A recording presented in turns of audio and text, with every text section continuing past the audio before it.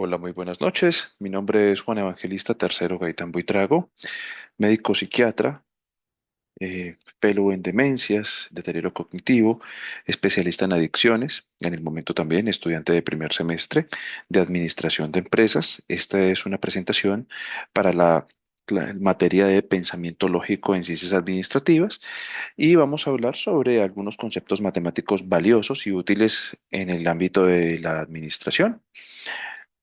Ok, bueno, vamos a iniciar con lógica proposicional. Lo primero es entender qué son las proposiciones, cuya definición es una afirmación que puede ser clasificada como verdadera o falsa, pero no ambas al mismo tiempo.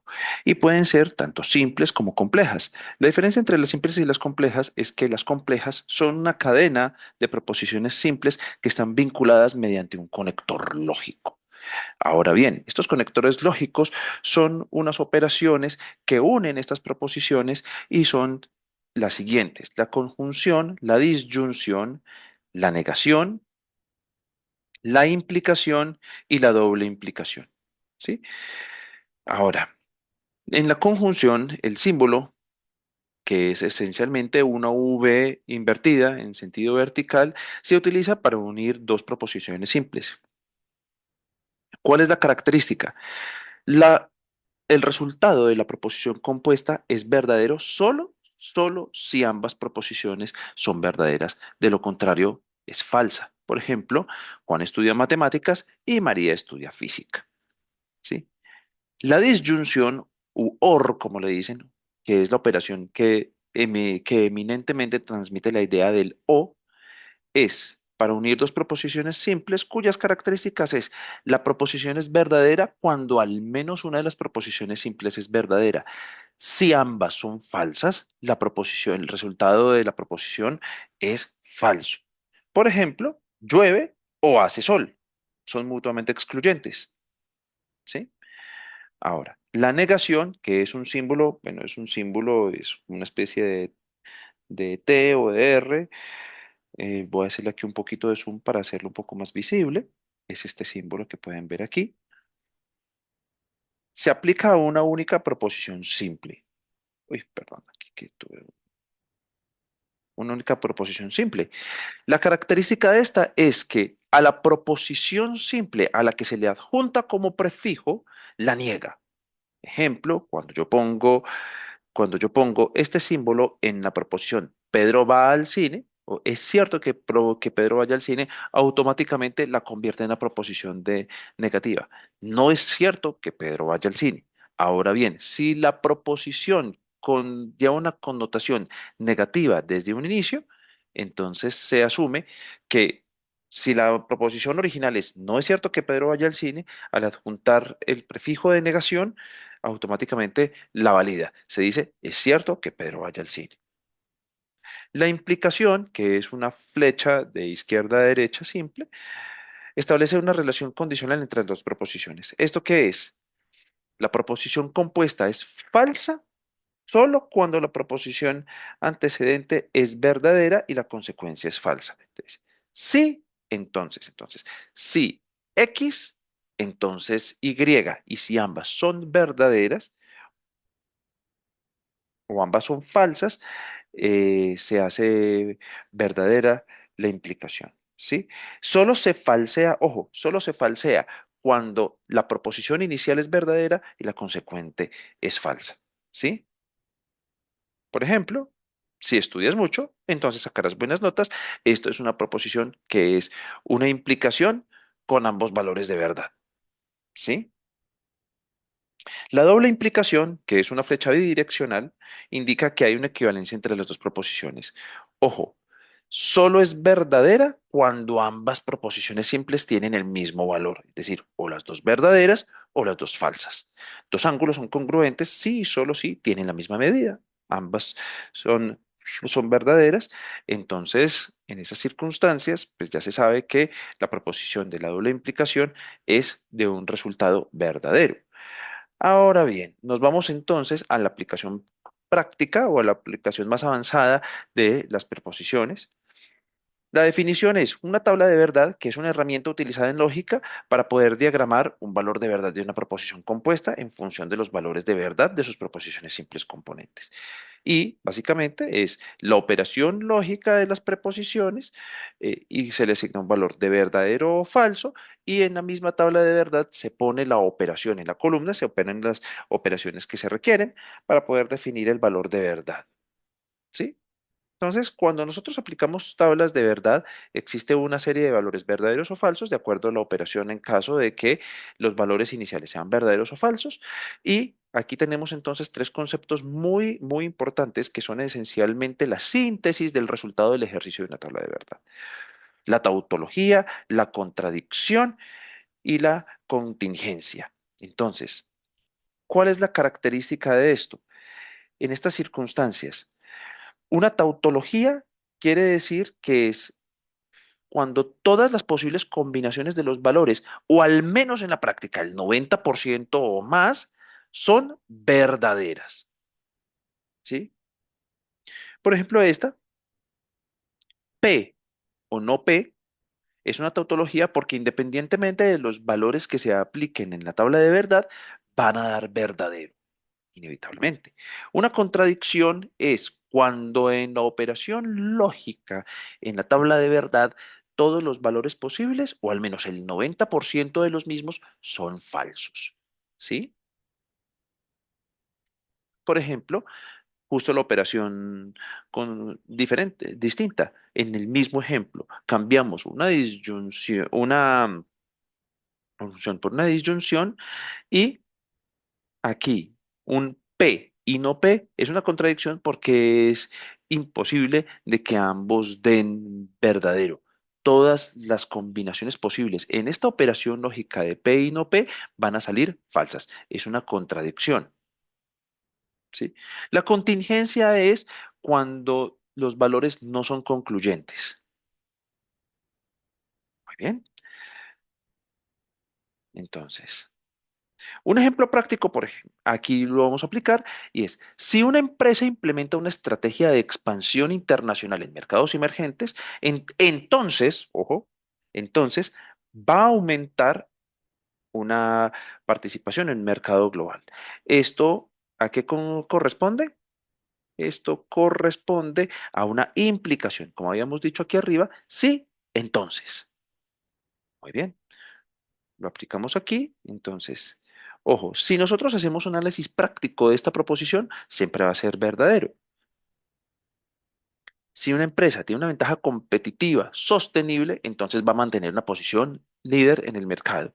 Entonces, aplicando la preposición, la operación, entonces, en contexto, si una empresa realmente tiene una ventaja competitiva sostenible, debe garantizar su éxito continuo y liderazgo en el mercado. Sin embargo, ojo, en la práctica, la duración y la intensidad de esta ventaja pueden variar según cambios en el mercado, innovaciones tecnológicas, estrategias de competidores. Muy bien. Esto a grandes rasgos nos explica todo lo que es las preposiciones la, y las tablas de verdad. Pasamos entonces a otro tema que es la teoría de conjuntos. Entonces pasamos aquí a una definición.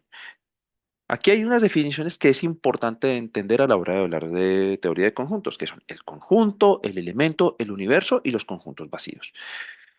Un conjunto es una reunión de varios elementos, una colección muy bien definida y que comparte propiedades en común. Ejemplo, la población en Colombia tiene un punto en común, un grupo de 50 elementos, que es un ítem dentro del conjunto, serían 50 millones de elementos aproximadamente según los datos del DANE, que tienen en común pertenecer o tener una nacionalidad colombiana.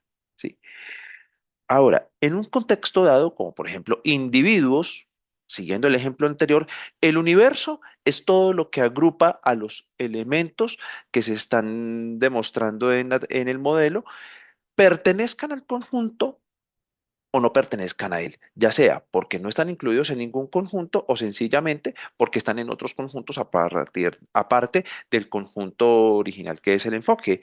Por ejemplo, cuando nosotros hablamos de individuos, podemos agruparlos en un conjunto que son individuos con nacionalidad colombiana. Sin embargo, esto es sencillamente un subconjunto del universo. El universo sería seres humanos, por dar un ejemplo. ¿Sí? Y un conjunto vacío es un conjunto que no tiene ningún elemento. Siguiendo este mismo orden de ideas, sería como decir, en este caso, conjunto sería individuos que viven en la Atlántida. Es un conjunto vacío, pues en primer lugar porque el lugar no existe y de existir no tendría seres humanos. ¿Sí? O, por ejemplo, ya siendo un poco más pragmáticos, conjunto de personas que viven en el punto Nemo, que es el punto más remoto del planeta Tierra. Ahí no viven personas, es un punto en medio del mar. A pesar de que es un espacio físico, no tiene ningún elemento dentro de ese conjunto. Muy bien. ¿Cómo representamos? Cuando nosotros hablamos de un conjunto en un diagrama, es letra mayúscula. Cuando hablamos de elementos en el diagrama, son con letra minúscula. Y entonces nosotros, ojo, podemos definir los conjuntos por extensión, es decir, determinar cada elemento en específico. En la gráfica decir que tiene A, B, C, D, E, F, ¿sí? Digamos, el grupo de personas, un grupo de personas en la sala de la casa durante una visita de Navidad.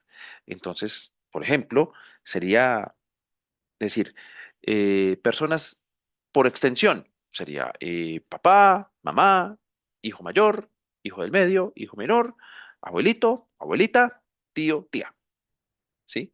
Cuando nosotros lo hacemos por comprensión, sencillamente agrupamos esos elementos dentro de una expresión regular.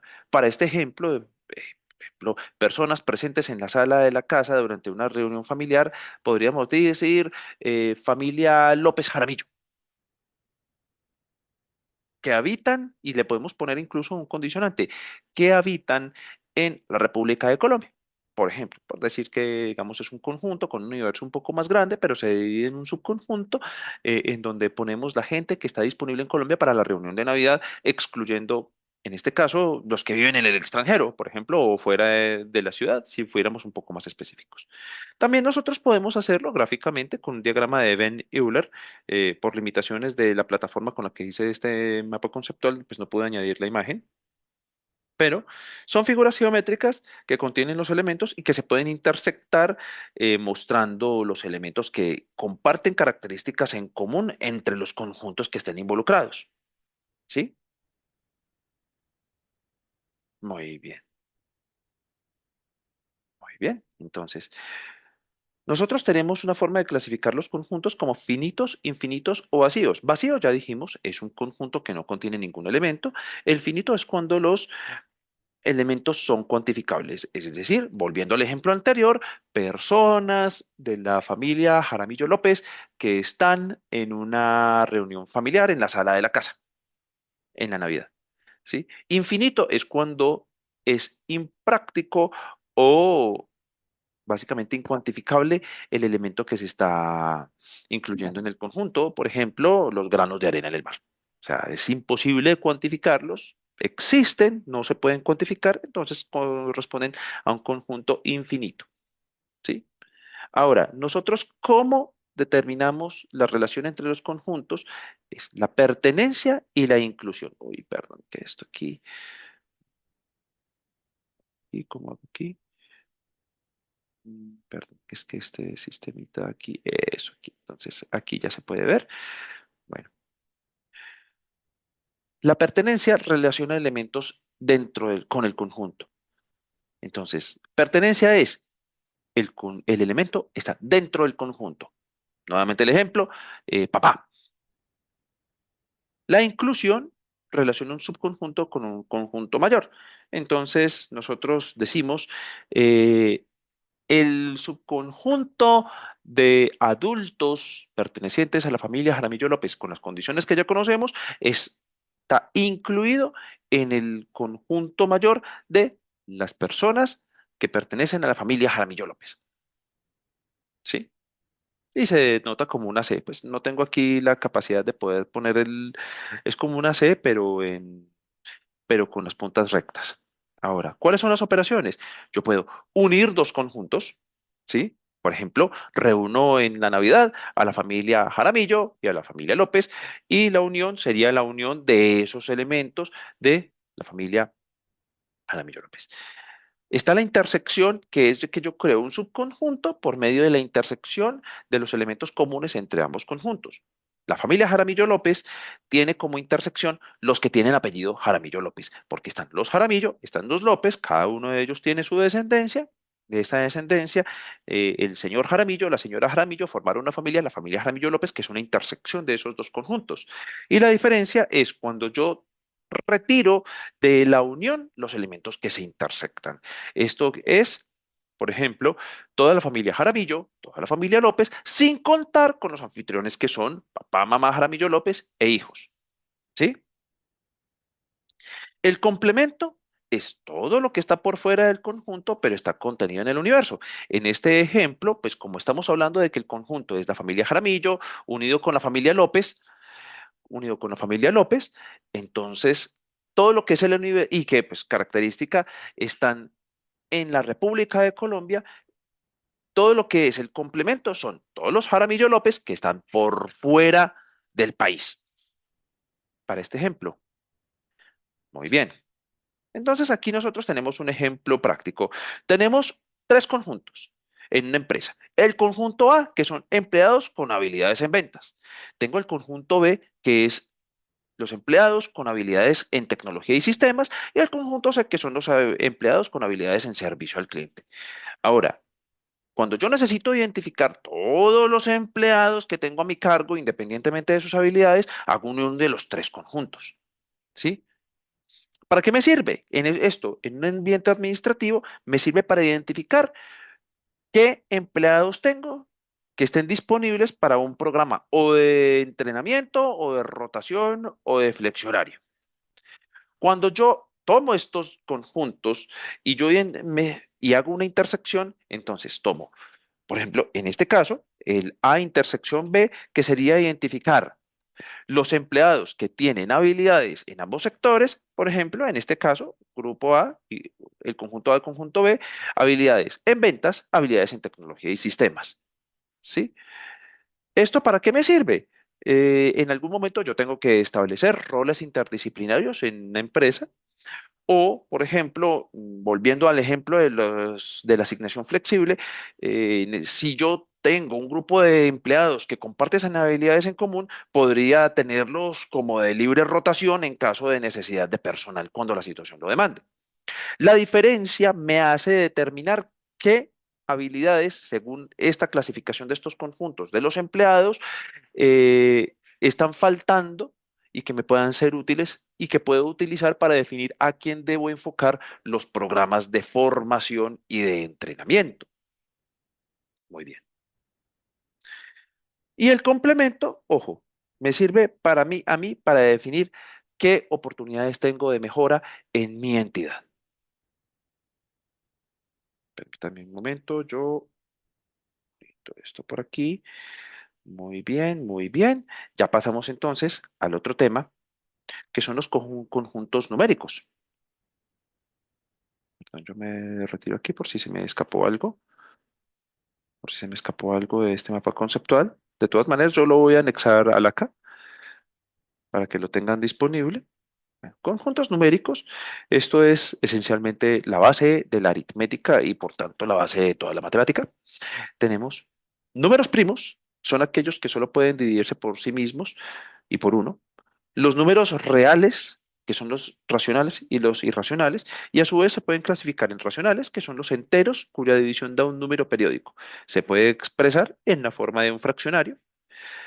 Un subconjunto de estos son los números enteros, que son positivos, negativos y cero, y estos a su vez se dividen entre los números enteros negativos, el cero como tal, que es un número único, y los números naturales, que son los enteros positivos, son los enteros positivos que se utilizan para contar, es decir, de uno a infinito positivo.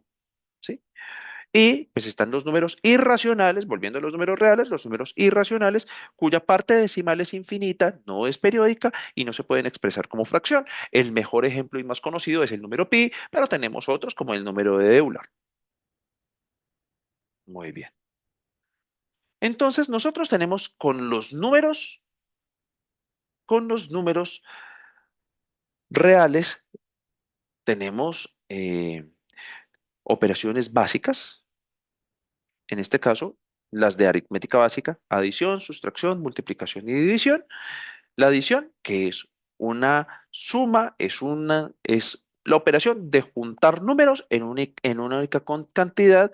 Y pues tenemos aquí las propiedades básicas de la suma, que son la conmutativa. El orden de los números no afecta el resultado de la suma, que quiere decir que 2 más 3 es igual a 3 más 2. Está la asociativa, que para cualquier número real, la agrupación de la operación no cambia el producto. Quiere decir que 2 más 3 más 2 es igual a 2 más, paréntesis, 3 más 2. ¿Sí? Y el elemento neutro quiere decir que existe un número entre los números reales que al sumarlo no le va a cambiar absolutamente el valor, que en este caso es el cero. La sustracción es exactamente la operación inversa a la suma, es decir, retirar una cantidad específica de una cantidad determinada. Pasamos a la multiplicación, que en sí es sencillamente una suma repetida del mismo valor. Es decir, 2 por 3 es 2 más 2 más 2 es 2 sumado 3 veces.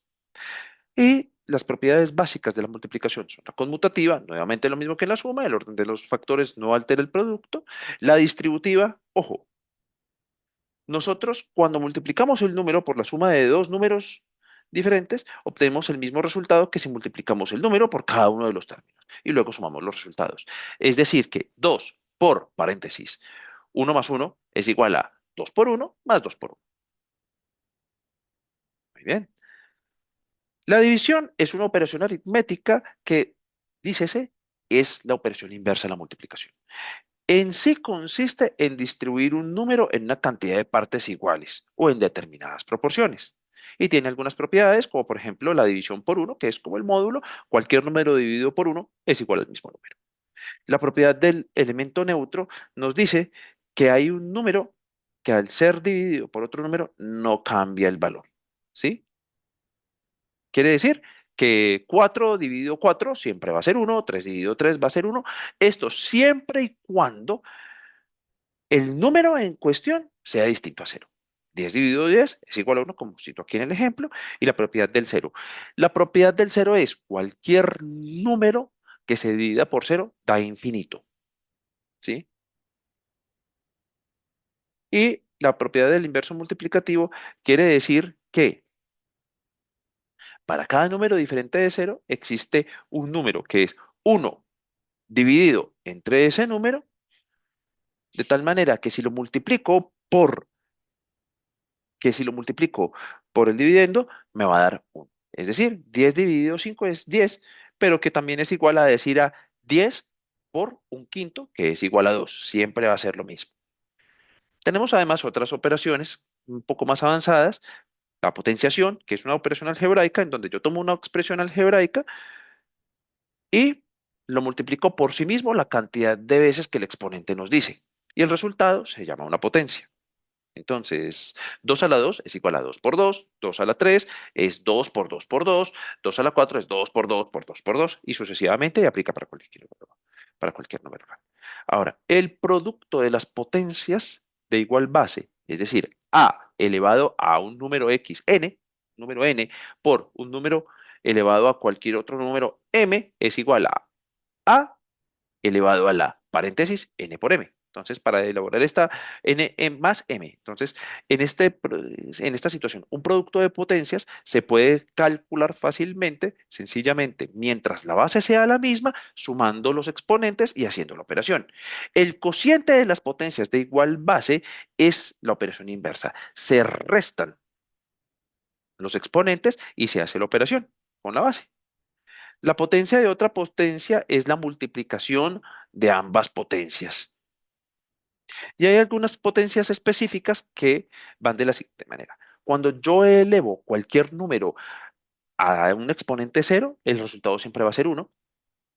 Y cuando yo elevo cualquier número a la uno, siempre va a ser el número de la base, siempre va a ser la base. ¿Sí? La radicación es una operación muy especial porque en esta lo que hago es lo inverso. Tengo esencialmente la potencia y tengo que averiguar cuál es la potencia, el exponente y tengo que averiguar la base, ¿sí? Tiene algunas propiedades, por ejemplo, la raíz cuadrada. El producto de una raíz cuadrada de A por sí misma siempre va a ser A. Si la A es un número diferente a cero. Y la propiedad del signo es n con base n, radical n, perdón, raíz de A es un número real siempre que A sea mayor o igual a cero, ¿sí? Y si es A menor que cero, es indefinido. Un ejemplo práctico, en este caso, hay muchas condiciones en administración que se benefician de la aplicación de la aritmética básica. Por ejemplo, como hemos visto en contabilidad, los ingresos operacionales, los costos de ventas, los descuentos y las devoluciones que se ven en los estados financieros y la utilidad bruta. Por ejemplo, en este caso, la utilidad bruta son los ingresos operacionales menos el costo de ventas más descuentos y devoluciones. Es adición y sustracción común y es la y es la base de la contabilidad. Ya pasando entonces a razones y proporciones, en razones y proporciones esencialmente vamos a hablar es de reglas de tres. La regla de tres es una operación en donde yo tengo una cantidad desconocida que es directamente o indirectamente o inversamente proporcional a otras variables que tengo relacionadas. Si dos magnitudes aumentan y disminuyen juntas, entonces uso una regla directa, que es que si yo tengo, ejemplo, eh, si tengo una reunión que demora 8 horas y para eso tengo que tomar 3 vasos de agua para una reunión de 16 horas. ¿Cuántos vasos de agua tengo que tomar? Son directamente proporcionales. ¿Sí? Tenemos una que es la inversa, que es cuando las magnitudes son inversamente proporcionales y en esa, en uno de los lados de la operación, sencillamente tiene que invertirse y ejecutarla como normalmente se hace. Pasamos entonces a las expresiones algebraicas, que es un tema bastante amplio. Lo primero es las operaciones algebraicas son una combinación de variables constantes y operadores algebraicos como suma, resta, multiplicación y división, en donde yo no uso números específicos, como decir 2 más 2, sino que asigno una variable que puede ser cualquier número y emite una regla que independientemente del número que sustituya a la variable, dependiendo de la operación, cumple esa regla. ¿Sí? Esto, pues algo de historia. Esto fue establecido, el álgebra fue establecida en Oriente Medio, en la época clásica de Oriente Medio, como una forma de simplificar las operaciones debido a que antes los pocos textos que eran de matemáticas, lo único que hacían era acumular operaciones aritméticas de números específicos, es decir, números de 2 por 2 por 2 por 3 2 por 4 como las tablas de multiplicar. Entonces, los antiguos los antiguos persas, todo el territorio del Islam preclásico, del clásico, perdón, eso fue periodo clásico, utilizó estas funciones de tal manera de que pudieran simplificar las operaciones, sobre todo por el gran auge comercial que tenían. Esto no lo tengo aquí escrito, pero pues es algo de lo que yo ya estaba previamente informado. Entonces, la ventaja de las expresiones algebraicas es que cuando la operación es muy compleja y se expresa en términos algebraicos, permite de una manera muy sencilla simplificar el- la operación en sí. Nosotros entonces en este caso tenemos una clasificación, las expresiones se pueden clasificar de acuerdo a la cantidad de términos que tienen, monomios para uno, binomio para dos, trinomio para tres, polinomio para cuatro o más. ¿Sí? Y cada uno de los términos en cada uno de estos, en sí, cada componente es un monomio. Entonces, nosotros podemos definir el grado del monomio, el grado del polinomio, se clasifican de manera distinta y es la suma de los exponentes de la expresión, por ejemplo, 2x elevado a la 3 con y elevado a la 5 es una es un monomio de grado 7. El polinomio sencillamente es el exponente mayor. Ejemplo, 2x a la 3 más 5x a la 2 es de grado 3, sencillamente porque el 2x a la 3 es el exponente mayor dentro de la operación. Y nosotros tenemos algunas operaciones, las mismas de la aritmética básicamente, que son la adición, la sustracción, la multiplicación y la división. En sí, las operaciones aritméticas se fundamentan en la agrupación de los exponentes, de los términos semejantes con exponente semejante. Es decir, 2x a las 3 más 4x menos 1x a la 3. Primero agrupo los x a la 3, hago la operación y después pongo el x a la 1 como otro término dentro en este caso, del polinomio. ¿Sí? La multiplicación, sin embargo, tiene algunas reglas. Cuando a elevado a la m por a elevado a la m se multiplique por a elevado a la m, la operación es a elevado a la n por m. Es muy parecido a lo que acabamos de ver en potenciación. De hecho, las reglas esencialmente son muy similares. Muy bien, aquí están los ejemplos. Aplica la ley distributiva que ya habíamos visto. Y pues, como digo, se multiplica cada variable aplicando las normas de potenciación que ya se habían especificado anteriormente. En la división, lo primero es identificar el mayor grado, se expresa el polinomio en orden descendente de exponentes y se incluyen los coeficientes de cero si es que no están expresados en la operación. ¿Listo? Ahora, nosotros nos vamos ya rápidamente a los productos notables. ¿Los productos notables qué son? Esencialmente son fórmulas estándar para resolver problemas que están tipificados como problemas que son recurrentes, o sea, operaciones que son recurrentes, como por ejemplo los cuadrados de los binomios, las diferencias de los cuadrados, los productos de suma por diferencia, los cubos de los binomios y la suma de cubos con diferencia de cubos. Cada una tiene, digamos, una norma específica de resolución, de agrupación o de simplificación que hace que la operación sea mucho más sencilla de llevar a cabo de una manera un poco más operativa, más estandarizada, ¿sí? Entonces, por ejemplo, cuando nosotros decimos el cubo, el cuadrado de un binomio, siempre que encontremos esta operación de a más b, todo junto al cuadrado, es la misma fórmula. A al cuadrado más 2ab más b al cuadrado. Cuando tengo una diferencia de cuadrados, por ejemplo, un a al cuadrado menos b al cuadrado, la operación siempre va a dar como resultado a menos b por a más b. El producto de la suma por la diferencia, lo mismo, a más b por a menos b es igual a al cuadrado menos b al cuadrado,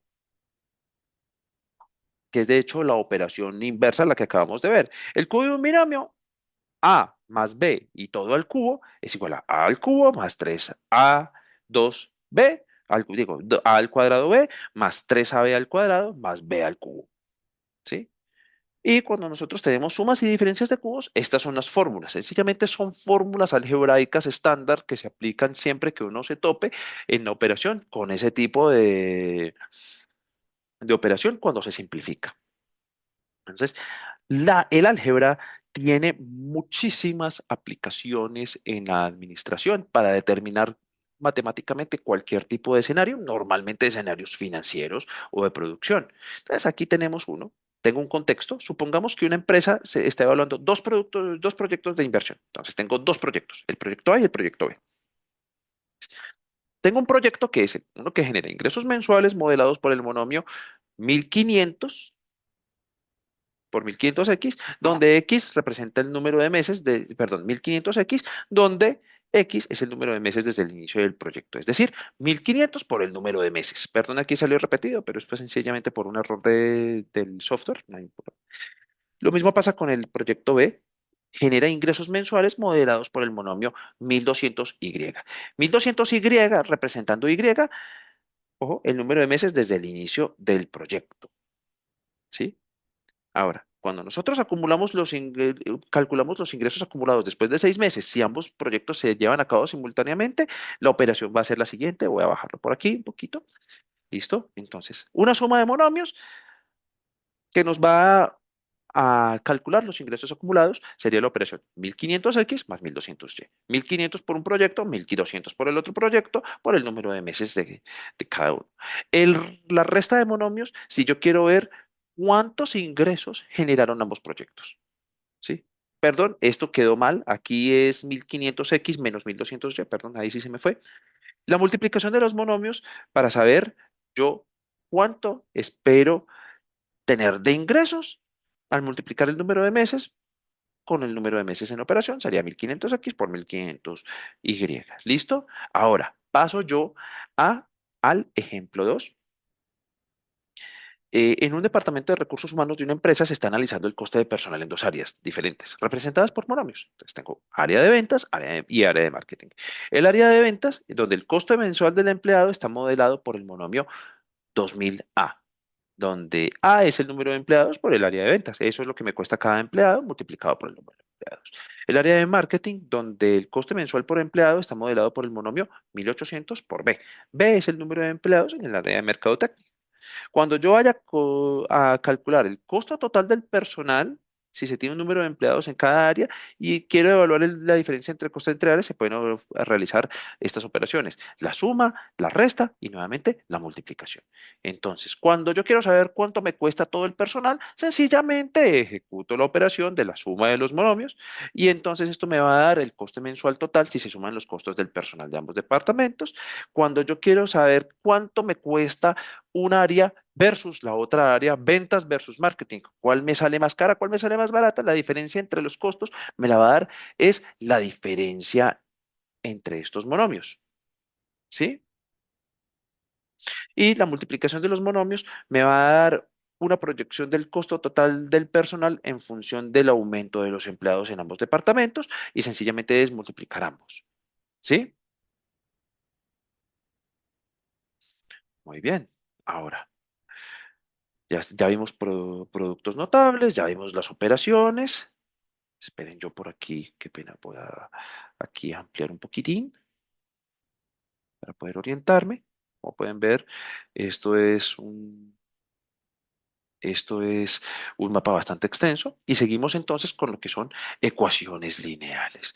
Las ecuaciones lineales tienen una forma específica, a más x, a, coeficiente a x más b igual a cero y a y b tienen que ser números reales y la variable es x. Eso ya lo sabemos y esto nos permite establecer una ecuación donde todas las variables están a la primera potencia y no tienen productos entre sí excepto por las constantes mismas. ¿Sí? Representa, esto yo lo puedo graficar, puedo establecerlo como un plano cartesiano. En este momento, pues como insisto, por limitaciones del software no puede ponerlo, pero pues bueno, esta es una situación insalvable. Puedo tener una o más variables, pero ojo, siempre tengo que tener un grado más alto como uno. Muy bien. Entonces, nosotros tenemos aquí algo llamado los sistemas dos por dos. Los sistemas dos por dos esencialmente se comportan como una matriz matemática en términos un poco laxos, quiero advertir, y también se conocen como ecuaciones simultáneas. Entonces, son dos ecuaciones lineales que tienen dos incógnitas y las dos incógnitas en el sistema dos por dos me permiten dar una orientación matemática para una resolución más específica. Pueden tener incluso más, quiero advertir, ¿sí? Y hay tres escenarios para poder solucionarlas. Esto aquí. Y son una solución única y es que existe una sola solución que satisface ambas ecuaciones. Ahí se resuelve X, se resuelve Y. Hay soluciones infinitas y es que, ojo, las dos ecuaciones van por la misma línea en la gráfica y cualquier punto en la línea satisface el sistema y cualquier número cualquier definición de esa variable dentro de esa recta la va a solucionar. O las que no tienen solución sencillamente porque las ecuaciones son paralelas, no se cruzan en ningún punto y no hay valores de X o Y que satisfagan simultáneamente ambas ecuaciones. ¿Correcto? Muy bien. Entonces, vamos aquí. Tenemos formas de resolverlas. Esencialmente está la igualación, la sustitución, la eliminación. Hay muchas otras maneras, pero estas son las más básicas. Y es que yo igualo en la igualación, igualo ambas ecuaciones a una misma variable. Entonces, si tengo la variable X o la variable Y, igualo X a Y en ambas ecuaciones y después me devuelvo, ¿sí? Despejo y vuelvo a reiniciar ya intercambiando la variable despejada por la expresión. Ahora lo vamos a ver en un ejemplo práctico para que quede un poco más claro, ¿sí? Muy bien.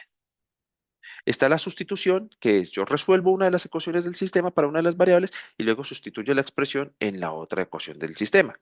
Es decir, despejo una variable en la ecuación uno y después la paso a la ecuación 2 y después me devuelvo a sustituirla. Y está la eliminación, que se conoce también como el método de combinación lineal. Consiste en sumar o restar las ecuaciones del sistema de tal manera de que una de las variables se elimine, permitiendo resolverla o directamente la otra variable. Esta es un poco más compleja, pero pues bueno, en el contexto administrativo voy a poner un ejemplo que sea mucho más práctico, ¿sí? Entonces, supongamos que yo tengo una fábrica que tiene dos productos, el producto A y el producto B. Tienen una cantidad específica de recursos y tienen un tiempo de producción específico. Yo tengo, perdón, A, B y C, perdón, tengo una fábrica que produce, ojo, entonces, la fábrica tiene restricciones de recursos disponibles y quiere maximizar la producción de total de los tres productos cada semana. Ojo, hay una limitación. Tiene 80 horas de trabajo límite y de 100 unidades de materia prima disponibles por semana. Entonces, el producto A requiere 2 horas de trabajo, 3 unidades de materia prima. El producto B requiere 1 hora de trabajo y 2 unidades de materia prima. Y el producto C requiere 3 horas de trabajo y 4 unidades de materia prima. ¿Cómo lo maximizo o cómo lo puedo definir? Con una definición de ecuación. Entonces, está la parte del tiempo y está la parte de materia prima. No puede exceder 80, no puede exceder 100, de acuerdo a este sistema que estoy mostrando aquí, donde, ojo, X es la cantidad de unidades de producto A, Y es una unidades de producto B y Z las de producto C. Entonces, ¿cómo comienzo a solucionar? Lo primero es definir la ecuación, ya la tengo definida, aquí ya la pueden ver, y entonces despejo una variable que en este momento va a ser la variable Y en la primera ecuación. Es decir, 2X más Y más 3Z igual a 80, entonces comienzo a despejar Y. Entonces, cuando yo despejo Y, me da esencialmente Y, que es igual a 80 menos 2X más menos 3Z, y entonces ya como tengo Y expresado en términos de Z, de X y de Z, me paso a la segunda ecuación y lo sustituyo. Entonces, como era 3X más 2Y más 4Z, pasa a ser a 3X más 2 paréntesis, 80 menos 2x menos 3z, que era lo que ya habíamos definido, cierro paréntesis, más 4z igual 100. Y ya ahí ya puedo sencillamente simplificar la operación, pasa a ser menos x menos 6z más 160 igual a 100, y simplificando nuevamente, menos x menos 6z es igual a menos 60. Ah, bueno, ahí muy bien. Ah, ya. Entonces despejo una variable en la ecuación que ya tenía simplificada, x que es igual a 60 menos 6z. ¿Sí? Ya tengo el valor de X, ya tengo en esencia el valor de Y en términos de X y de Z, entonces sencillamente sustituyo X en la primera ecuación. Como Y es igual a 80 menos 2X menos 3Z, lo paso a la variable que ya tenía despejada, 80 menos 2, paréntesis 60 menos 6Z, menos 3, cierro paréntesis menos 3Z, simplifico y a la final Y me da menos 40 menos 15Z y la solución final es X se puede expresar en términos de 60 más 6Z, Y se puede definir en términos de 40 menos 15Z, ¿sí? Y entonces ya puedo definir libremente Z para sustituir por cualquier número real y pasarlo a la ecuación y esa solución me satisface cualquier parte del sistema. Se puede definir entonces la cantidad de producto A y B de acuerdo a lo que se decida en cuanto a producción de producto C. Elemento utilísimo pues a la hora de definir un sistema de producción con múltiples productos. Bueno, esto sería todo por ahora. Muchísimas gracias por la atención, profesora. Muchísimas gracias por la oportunidad.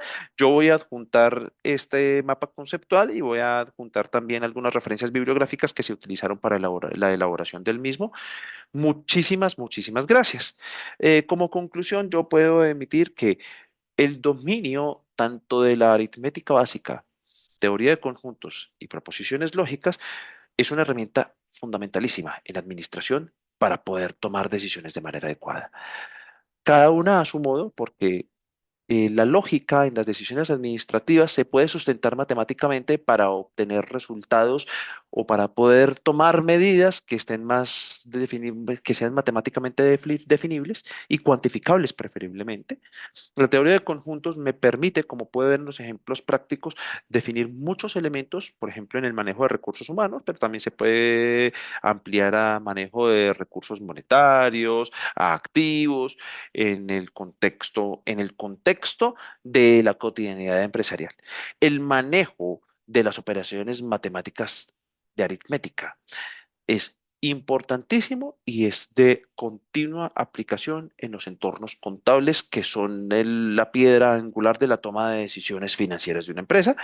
Y bueno, ya pudimos ver cómo la aplicación de ecuaciones lineales y de términos algebraicos me puede ayudar a simplificar muchas operaciones que involucran los números de una empresa, ya sea en todos los ámbitos de sus recursos o de su organización. ¿Sí? Obviamente esto es un tema que amerita mucha más profundización. Es importante saber que la cuestión de las matemáticas es una ciencia extremadamente compleja, pero pues al menos esto es un abrebocas de las aplicaciones prácticas que tienen el día a día la matemática y la lógica matemática en el día a día de una empresa. Muchísimas gracias.